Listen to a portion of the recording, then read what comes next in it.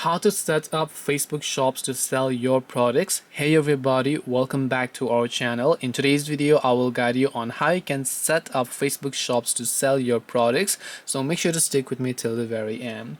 Now if you maybe have a page and then you would like to create a shop for your page, nowadays you don't really need to have a shop and be eligible for a shop in order to be able to build a particular shop on Facebook, because now we have a feature known as Facebook Marketplace that you can personally use in order to sell your products. To access Facebook Marketplace, you can log into your page or your personal profile, doesn't really matter, and simply go to the marketplace icon here, and then you can begin selling products by simply creating the new listing option from here. So make sure to click the create new listing option, and as you have done that, you can select an item for sale, a vehicle for sale, a home for sale, or whatever else it is that you prefer.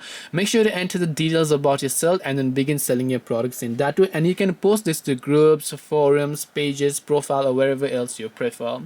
That's all it takes to set up a Facebook shop to sell your products on Facebook. Hope this video was helpful. If you have any questions, feel free to leave them down. Thank you for watching till the end, and see you soon in the next video.